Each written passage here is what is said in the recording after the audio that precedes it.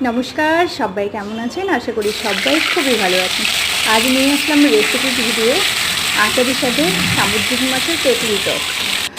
যারা খাওনি অবশ্যই ট্রাই করে দেখো, খুবই ভালো লাগে। প্রথমে মাছটাকে ভেজে হালকা করে তুলে দিয়ে দিলাম ওই তেলে 5 ফোড়ন, শুকনো লঙ্কা ফোড়ন দিয়ে তেঁতুল, নুন, চিনি ভালো করে গুলিয়ে একটা পিউরি বানিয়ে নিতে হবে। দিয়ে ভালো করে ফুটতে দিতে হবে।